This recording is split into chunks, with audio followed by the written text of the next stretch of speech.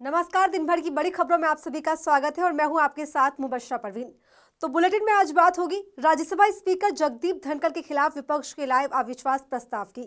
George Soros मुद्दे पर BJP के खिलाफ फ्रांसीसी मीडिया के खुलासों की।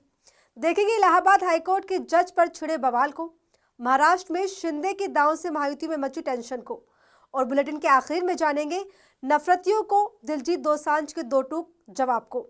इन सभी मुद्दों पर आज चर्चा करेंगे, लेकिन उससे पहले एक नजर अब तक की हेडलाइंस पर। आरजेडी नेता लालू यादव का बड़ा बयान, बोले ममता को इंडिया ब्लॉक का नेतृत्व मिलना चाहिए, कांग्रेस के विरोध से कुछ नहीं होगा।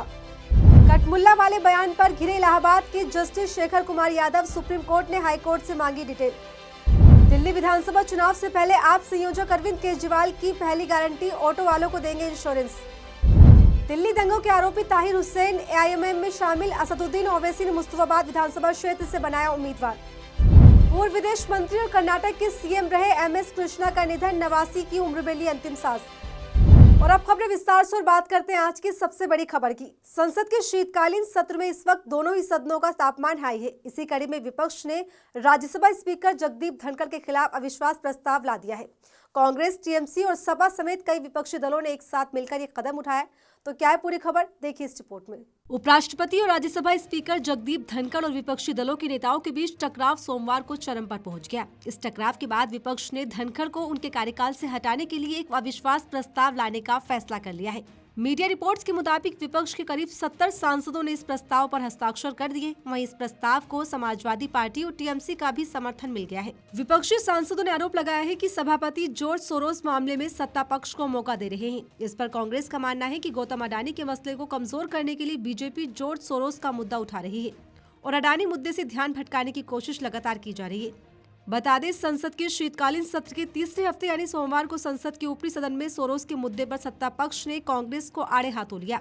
इस दौरान सदन में सत्ता पक्ष और विपक्ष के बीच गर्मागर्म बहस भी देखने को मिली। बीजेपी चीफ नड्डा ने भी कांग्रेस के खिलाफ मोर्चा खोल दिया। इसके बाद राज्यसभा में विपक्षी सांसदों ने सभापति पर सत्ता पक्ष के प्रति पक्षपाती होने का आरोप लगाया। उनका कहना है कि सभापति अक्सर उनके भाषणों में बाधा डालते हैं, महत्वपूर्ण मुद्दों पर पर्याप्त बहस की अनुमति नहीं देते और विवादास्पद चर्चाओं के दौरान सत्ताधारी दल का पक्ष लेते हैं। बता दें, इस साल की शुरुआत में ऐसी खबरें आई थी कि विपक्ष राज्यसभा सभापति के खिलाफ अविश्वास प्रस्ताव लाने पर विचार कर रहा है, लेकिन उस समय विपक्षी दल आगे नहीं बढ़े। उन्होंने राज्यसभा के सभापति को एक और मौका देने का फैसला किया, लेकिन सोमवार को उनके व्यवहार को देखते विपक्ष अविश्वास प्रस्ताव लाने का मन बना चुका है। विपक्ष कई बार सभापति पर पक्षपात का आरोप लगा चुका है। संसद के बजट सत्र के दौरान विपक्षी सांसदों ने राज्यसभा में अपने विचार व्यक्त करने के लिए कम होते समय और स्थान पर चिंता जताई थी। उनका तर्क था कि संसदीय परंपरा के अनुसार विपक्ष के नेता को बोलने के लिए मौका दिया जाना चाहिए। एक प्रमुख विवाद कांग्रेस अध्यक्ष और विपक्ष के नेता मल्लिकार्जुन खड़गे के भाषणों में बार बार व्यवधान डालना था, जिसमें कथित तौर पर कई मौकों पर उनका माइक्रोफोन बंद कर दिया गया था। बताते चले, बीते दिन संसद के दोनों सदनों में अडानी मुद्दे पर जबरदस्त हंगामा देखने को मिला। एक तरफ कांग्रेस ने तमाम विपक्षी दलों के साथ संसद के बाहर अडानी मुद्दे पर मोदी सरकार को घेरा, तो वहीं जॉर्ज सोरोस के मुद्दे पर भी सदन का माहौल गरमाया रहा। ऐसे में विपक्ष के इस कदम से सभापति की कुर्सी पर खतरा मंडराता हुआ दिखाई दे रहा है। हाल ही में बीजेपी ने मीडिया पार्ट की रिपोर्ट का हवाला देते हुए आरोप लगाया था कि जॉर्ज सोरोस, ओसीसीआरपी और राहुल गांधी तिकड़ी मिलकर भारत को अस्थिर करने की साजिश कर रहे हैं। इसको लेकर संसद में भी सत्ता पक्ष कांग्रेस पर हमलावर है। अब इसी रिपोर्ट ने बीजेपी की पोल खोल कर रख दी है। तो क्या है पूरा मामला और क्या कुछ खाए, जानने के लिए देखिए रिपोर्ट। फ्रांसीसी मीडिया संस्थान मीडिया पार्ट ने खोजी पत्रकारों की संस्था ओसीसीआरपी पर अपनी रिपोर्ट को लेकर बीजेपी की जमकर आलोचना की है और कहा है कि उनकी रिपोर्ट का इस्तेमाल बीजेपी ने अपने राजनीतिक एजेंडे के लिए किया है। इतना ही नहीं, मीडिया पार्ट ने यह भी कहा है कि बीजेपी फेक न्यूज फैला रही है। दरअसल बीजेपी ने मीडिया पार्ट की रिपोर्ट का हवाला देते हुए आरोप लगाया था कि जॉर्ज सोरोस, ओसीसीआरपी और राहुल गांधी मिलकर भारत को अस्थिर करने की साजिश कर रहे हैं। 5 दिसंबर को बीजेपी ने इस रिपोर्ट के आधार पर संसद से लेकर मीडिया के सामने राहुल गांधी और विपक्ष को निशाने पर लिया था और इसी तरह सोमवार 9 दिसंबर को भी संसद में बीजेपी सांसदों ने कांग्रेस के खिलाफ जॉर्ज सोरोस के मुद्दे पर खूब हंगामा किया। इस बीच अब मीडिया पार्ट की पब्लिशर और डायरेक्टर कैरिन फूटो ने एक बयान जारी किया है, जिसके बाद बीजेपी की पोल खुल गई है। 8 दिसंबर को कैरिन ने लिखा, मीडिया पार्ट भारत के प्रधानमंत्री नरेंद्र मोदी की भारतीय जनता पार्टी द्वारा ओसीसीआरपी पर छापी अपनी खोजी रिपोर्ट को हथियार बनाने की निंदा करता है। पार्टी ने इसका इस्तेमाल अपने राजनीतिक इस्तेमाल और प्रेस की स्वतंत्रता पर हमले के लिए किया है। इसके अलावा उन्होंने कहा कि बीजेपी ने फेक न्यूज फैलाने के लिए मीडिया पार्ट की रिपोर्ट का गलत इस्तेमाल किया, जो उन्होंने कभी प्रकाशित नहीं की। दरअसल 2 दिसंबर को मीडिया पार्ट ने अपनी रिपोर्ट में OCCRP यानी organization crime and corruption reporting project की फंडिंग और पारदर्शिता पर सवाल उठाए थे। रिपोर्ट में कहा गया कि संस्था को अमेरिकी सरकार की तरफ से काफी फंडिंग मिली है और संस्था की रिपोर्ट फंड देने वालों से काफी प्रभावित होती है। इस रिपोर्ट में अमेरिकी उद्योगपति जॉर्ज सोरोस का भी जिक्र किया, जिसमें OCCRP को फंडिंग मिलती है। हालांकि 2 दिसंबर को ही OCCRP ने मीडिया पार्ट की तरफ से लगाए गए आरोपों को खारिज कर दिया था। बीजेपी ने इस रिपोर्ट के आधार पर कांग्रेस पार्टी और राहुल गांधी को घेरा था। 5 दिसंबर को बीजेपी सांसद संबित पात्रा ने एक प्रेस कॉन्फ्रेंस में कहा था कि OCCRP अपने काम की फंडिंग के लिए अमेरिका में जॉर्ज सोरोस और भारत विरोधी ताकतों पर बड़े पैमाने पर निर्भर है। उन्होंने जॉर्ज सोरोस की संस्था ओपन सोसाइटी फाउंडेशन का भी जिक्र किया, जो OCCRP को फंड करता है। बताते चले OCCRP खोजी पत्रकारों का एक संगठन है। इससे जुड़े 24 गैर लाभकारी खोजी पत्रकारिता केंद्र यूरोप, एशिया, लैटिन अमेरिका और अफ्रीका में फैले हुए हैं। इसी संस्था ने पिछले साल अपनी रिपोर्ट में गौतम अडानी और उनके समूह पर स्टॉक मैनिपुलेशन और कई तरह की अनियमितताओं के आरोप भी लगाए थे। इलाहाबाद हाईकोर्ट के जज जस्टिस शेखर कुमार यादव के एक बयान ने सवाल खड़े कर दिए कि न्याय के मंदिर में बैठने वालों को ये भाषा शोभा देती है। दरअसल जज साहब विश्व हिंदू परिषद की लीगल सेल के कार्यक्रम में पहुंचे, जहां उन्होंने मुस्लिमों के लिए अपशब्द कहे, जिस पर अब विवाद खड़ा हो गया है। क्या है पूरी खबर, देखिए इस रिपोर्ट में। 2014 के बाद से भारत अपने अमृतकाल में जी रहा है। वही अमृतकाल जहां किसी विशेष समुदाय को कठमुल्ला शब्दों से पुकारा जाता है। इसी अमृतकाल को बढ़ावा देते हुए इलाहाबाद हाईकोर्ट के जज जस्टिस शेखर कुमार यादव ने भी कुछ ऐसा कर दिया जिसकी चर्चा चारों तरफ हो रही है। दरअसल रविवार 8 दिसंबर को प्रयागराज में विश्व हिंदू परिषद की लीगल सेल के कार्यक्रम में पहुंचे, जहां जस्टिस शेखर ने कहा कि मुझे ये कहने में कोई गुरेज नहीं है कि हिंदुस्तान बहुसंख्यकों की इच्छा के हिसाब से चलेगा, और ये बात मैं कोई हाईकोर्ट के जज के तौर पर नहीं बोल रहा। परिवार या समाज में जो बात ज्यादा लोगों को मंजूर होती है वही स्वीकार की जाती है। लेकिन जो कठमुल्ला है, जिसे कह लीजिए आप, सब गलत है, लेकिन कहने में गुरेज नहीं है, क्योंकि वो देश के लिए घातक है, बिगाड़ने वाले लोग हैं, जनता को बरगलाने वाले लोग हैं, देश आगे न बढ़े इस प्रकार के लोग हैं, उनसे सावधान रहने की जरूरत है। जस्टिस शेखर कुमार यादव के इस बयान ने एक बार फिर से ये सवाल खड़ा कर दिया है कि देश संविधान के हिसाब से चलेगा या बहुसंख्यक आबादी के आधार पर। हालांकि जस्टिस शेखर कुमार यादव के इस बयान ने न्यायपालिका की तस्वीर को एक बार फिर धुंधला कर दिया है। इस कार्यक्रम में जस्टिस शेखर यादव के अलावा इलाहाबाद हाईकोर्ट के एक और मौजूदा जज जस्टिस दिनेश पाठक भी शामिल हुए। कार्यक्रम में वक्फ बोर्ड अधिनियम, धर्मांतरण कारण एवं निवारण और समान नागरिक संहिता एक संवैधानिक अनिवार्यता जैसे विषयों पर अलग अलग लोगों ने अपनी बात रखी। इस दौरान जस्टिस शेखर यादव ने समान नागरिक संहिता पर बात करते हुए कहा, ये देश हिंदुस्तान में रहने वाले बहुसंख्यक के अनुसार ही चलेगा। जस्टिस यादव की इस स्पीच से जुड़े वीडियो सोशल मीडिया पर वायरल हो रहे हैं और अब ऐसे उन्हें आलोचनाओं का सामना भी करना पड़ रहा है। लोग सवाल कर रहे हैं कि मोदी सरकार में न्याय की क्या परिभाषा है। वहीं लोग जस्टिस यादव के बयान को अडानी पर उठ रहे सवालों के साथ जोड़ रहे हैं।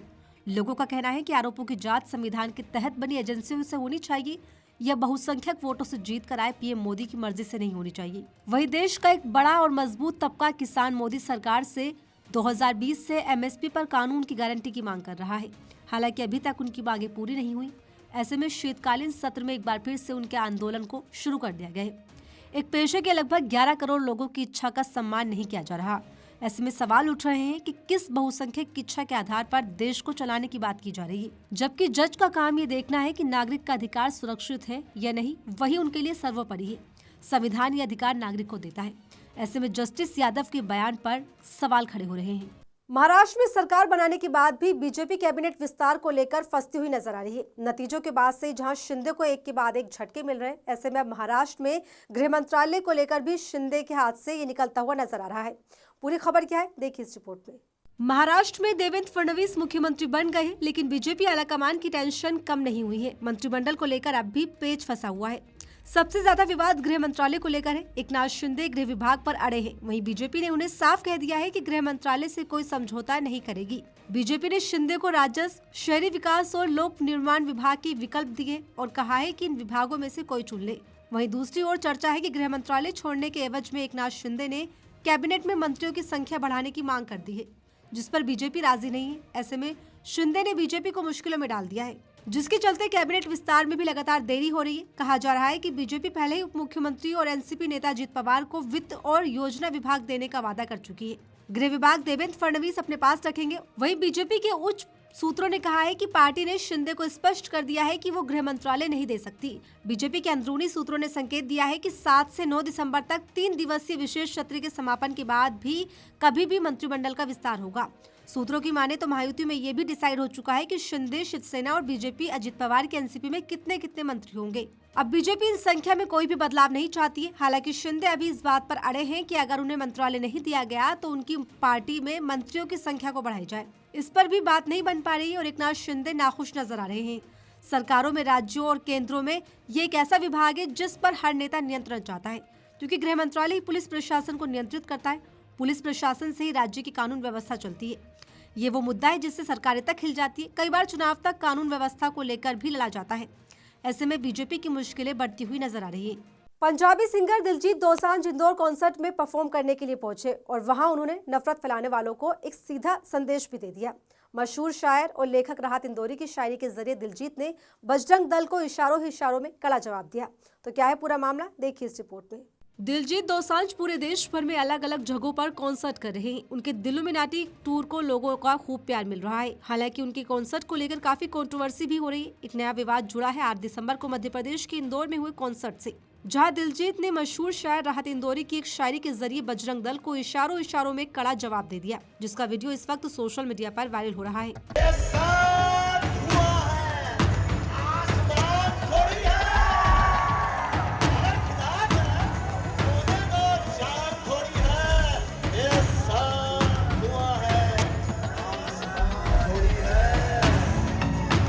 सभी का खून शामिल है यहाँ की मिट्टी में। किसी के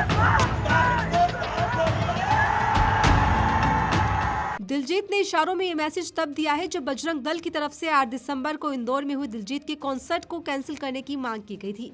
बजरंग दल ने इंदौर पुलिस से शिकायत की थी कि दिलजीत के कॉन्सर्ट में शराब के स्टॉल्स लगे होते हैं और साथ ही ड्रग्स का सेवन भी होता है। इतना ही नहीं, दिलजीत के कॉन्सर्ट में खुलेआम शराब और मांस परोसने के विरोध में बजरंग दल के कार्यकर्ता सड़क पर उतर आए थे। पूरे कॉन्सर्ट के दौरान हालांकि दिलजीत ने एक बार भी बजरंग दल का नाम नहीं लिया, लेकिन नफरत फैलाने वालों को उन्हीं की भाषा में 2 टूक जवाब दे गए। बहुत देर से हमारे देश में मेरे खिलाफ चल रहा है कि टिकटें ब्लैक हो रही हैं, दिलजीत की टिकटें ब्लैक हो रही हैं। तो भाई मेरा कसूर थोड़ी है टिकटें ब्लैक हो रही हैं, नहीं? अगर पाजी आप 10 रुपए की टिकट ले लो और उसमें 100 की बेच दो तो कलाकार का क्या कसूर है। कॉन्सर्ट के दौरान दिलजीत रुके नहीं, उन्होंने राहत इंदौरी की एक और शायरी पढ़ी और बजरंग दल को करारा जवाब दिया। साथ ही कॉन्सर्ट के दौरान दिलजीत ने टिकट के कालाबाजारी को लेकर भी बात की और सरकारों को जवाब दिया। बता दें, इस वक्त दिलजीत का ये वीडियो सोशल मीडिया पर छाया हुआ है। फैंस दिलजीत के इस अंदाज को बहुत पसंद कर रहे हैं। बताते चले, दिलजीत अपने कॉन्सर्ट को लेकर इससे पहले तब चर्चा में आए थे जब तेलंगाना सरकार ने उनके हैदराबाद कॉन्सर्ट से पहले शराब का जिक्र करने वाले उनके गानों पर बैन लगा दिया था। सिंगर ने तब गाने के बोल बदल दिए थे और सरकारी अधिकारियों को चुनौती दी थी कि वो देश में शराब की बिक्री पर प्रतिबंध लगाए। हालांकि विवादों के बावजूद दिलजीत दोसांझ का इल्यूमिनाटी टूर पूरे भारत में दर्शकों को आकर्षित कर रहा है। चंडीगढ़ में 14 दिसंबर को दोसांझ की मेजबानी होगी। उसके बाद 29 दिसंबर को गुवाहाटी में ग्रैंड फिनाले होगा। और फिलहाल मेरे साथ इस बुलेटिन में इतना ही। ऐसे ही तमाम खबरों के लिए बने रहिए मेरे साथ और देखते रहिए आर्टिकल 19 इंडिया।